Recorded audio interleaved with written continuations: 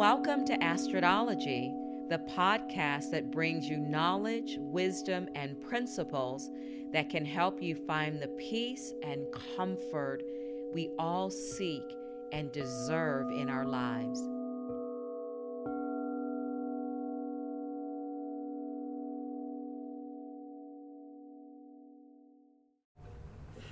Hi everybody, welcome back to another episode of Astrodology with Astrid.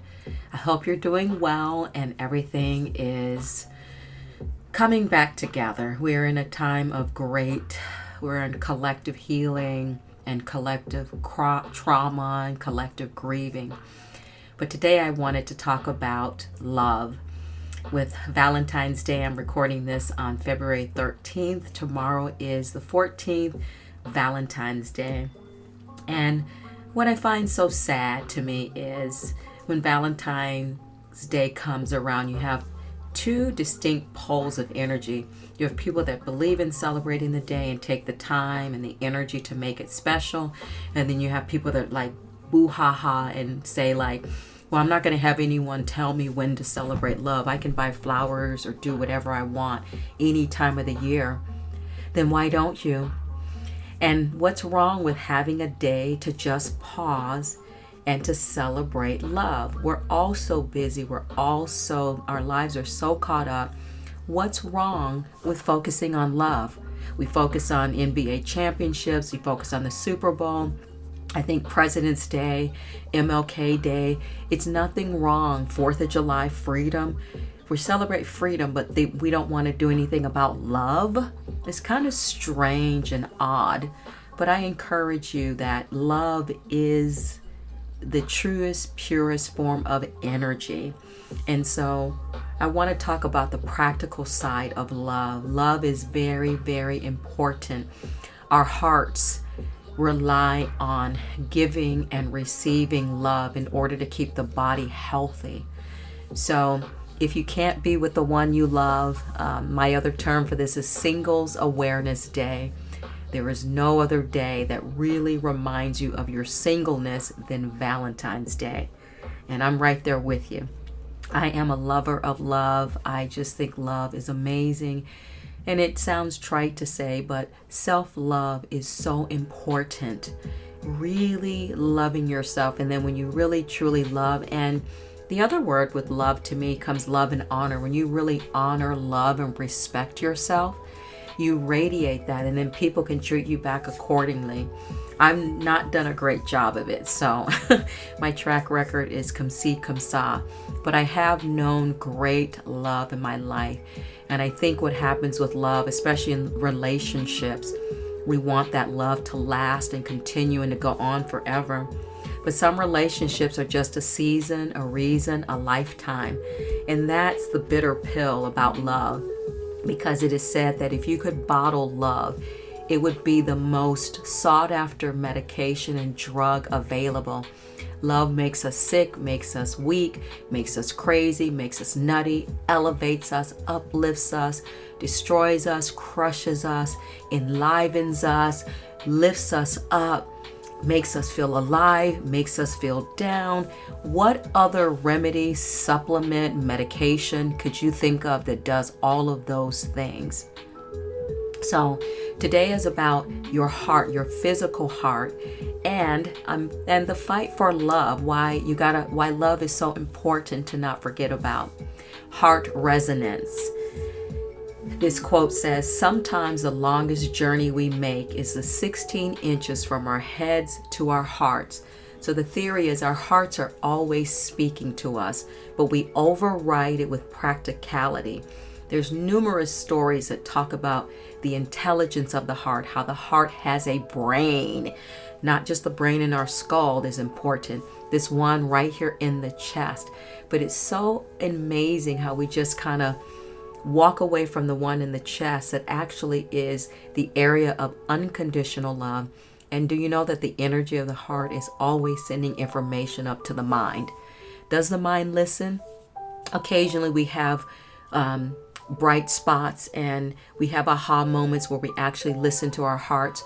Or does it take that bone crushing, soul hurting breakup or devastation of a relationship or the loss of a loved one or a pet to make you then realize the importance of love and the value of love. So the thing is, love the one you're with, and if you can't have the love that you want right now, love yourself. Convert that love back to yourself.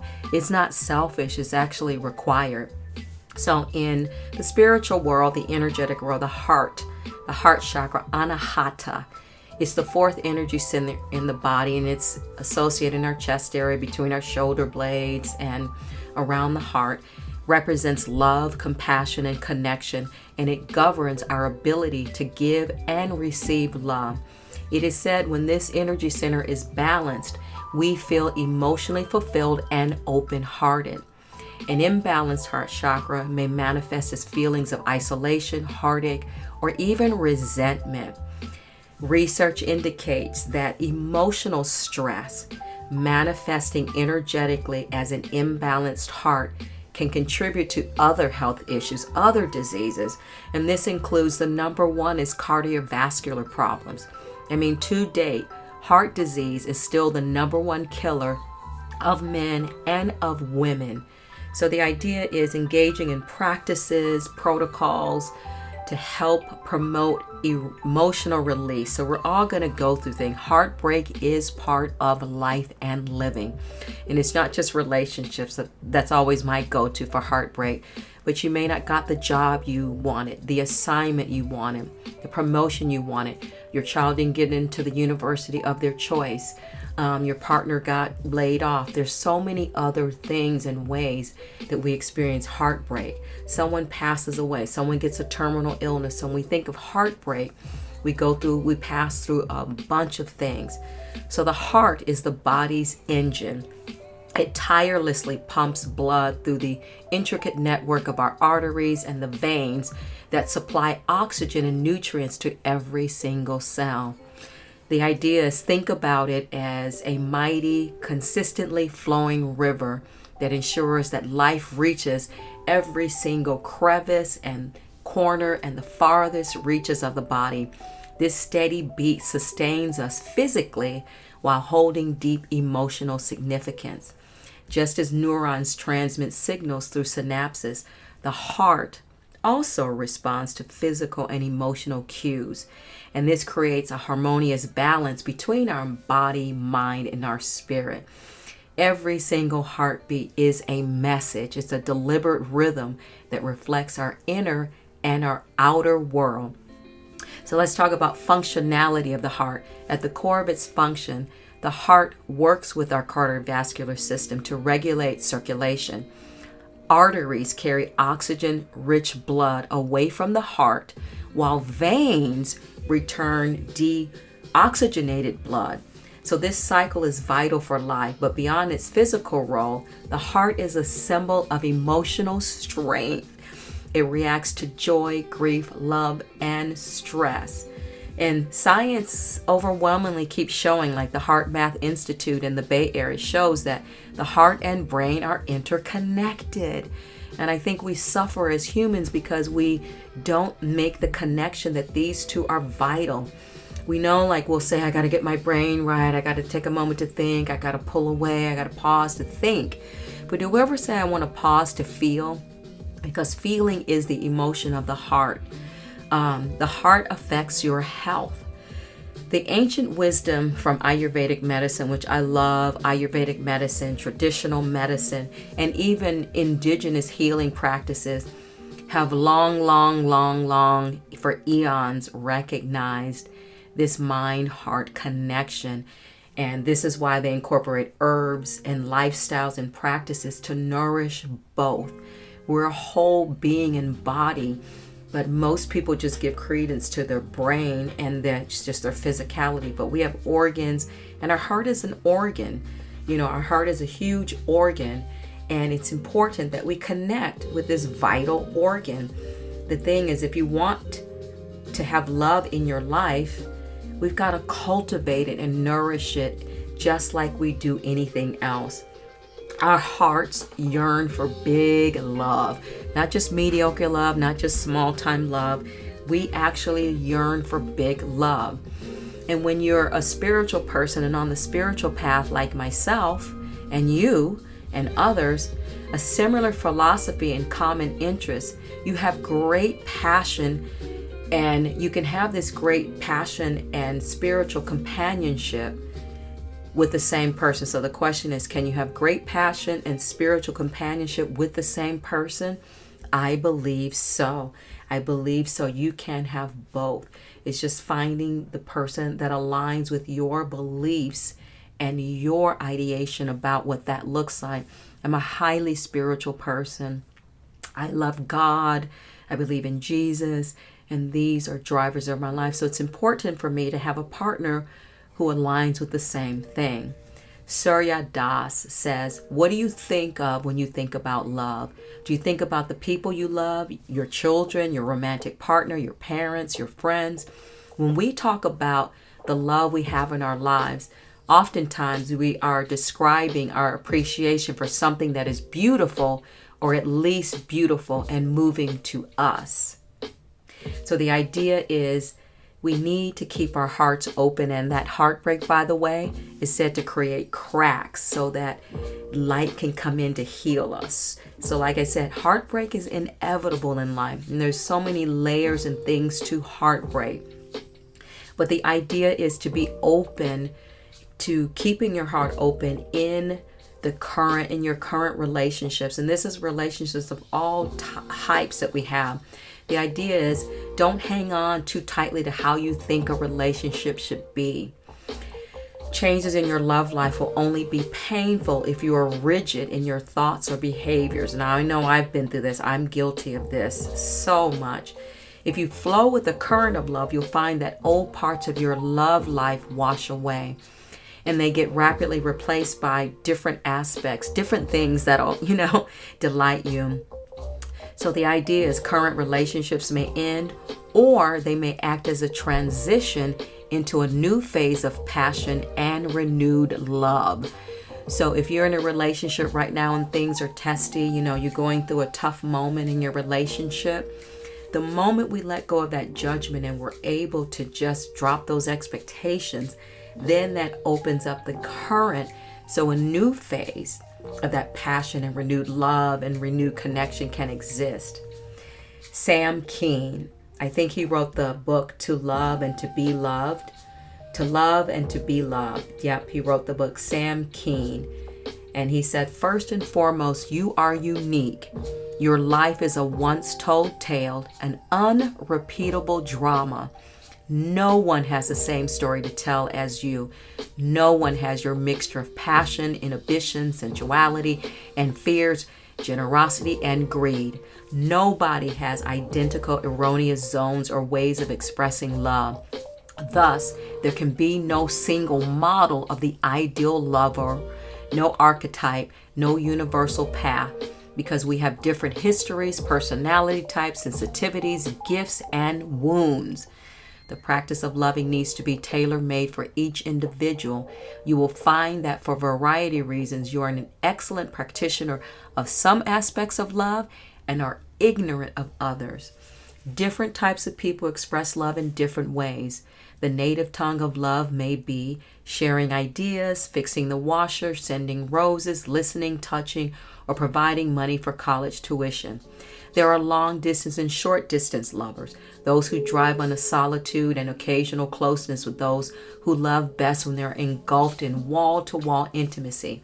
There are celibate lovers and those who are outrageously carnal, passionate intellectuals, and great sensualists. He goes on to say, persons who approach the world primarily thinking and analysis will express love in a different way from those who come from sensing and feeling, and that energy is prime for them. Introverts and extroverts, receptive and aggressive individuals will naturally specialize in different elements of love. How much duller the diamond would be without its many facets. So wow, it's so true, and it's so hard when we're in the midst of it. It's so hard to remember and remind ourselves of these things. But one thing I do know about love, about romantic love and partnership love, is You're attracted to someone that's going to help you evolve and heal those wounds. But before you can heal and evolve, what will happen is that wound gets so pus filled and so crazy before it has a chance to wound. So most people walk away before that has a chance to take effect, because you can only allow your wounds to be seen and open by someone you really deeply love and care about. And that is the conundrum. That is the ongoing conundrum. But we'll continue this topic about love. I'll do another segment on love, because love is so important. It's one of the most important qualities in our lives, and it's irreplaceable. When we lose the love of someone, it feels irreplaceable. But the idea is that love that you give out circulates around your own heart. And so you're never fully lost. Oftentimes we reject the love that we can give to ourselves, because, it's so much more fun and more enjoyable sharing love with other people. So again, the question is, are you sharing the love that you want from another person? Are you doing that to yourself? It almost becomes unfair to express love or expect love on a certain level and compassion and patience and all of that, and you're not giving it to yourself. We're kind of nutty that way. We expect more from people outside of us, our family, our close friends, but we're not doing it for ourselves. So the idea is, say to you, how dare you? How dare you have the audacity to expect love in a way that you're not giving it to yourself? I leave you with that. I hope you have a beautiful and wonderful Valentine's Day. And yes, please, any day of the month, week, year, celebrate love. You don't have to wait till just February 14th, but celebrate love whenever, however you can. We're living in very uncertain times. Coming into this year, I've already had 3 deaths, and it's only the second week of February. Life is precious, it's short. So today, if there's someone that you love, someone that you miss, someone you want to reconnect with, take a risk on it. The worst that could happen is they say no, but no doesn't hurt us, and we'll get over that. So I'm here to fight for, advocate for, and ride or die for love. Thank you so much for tuning in to this episode of Astrodology with Astrid. I'll catch you in the next episode when we continue this conversation on the practical side of love. I'm going to get more into the instrumental side, the visceral, the physical side of love, and why it's important for you to connect with it in that level and in that way. Namaste, everybody. Take care.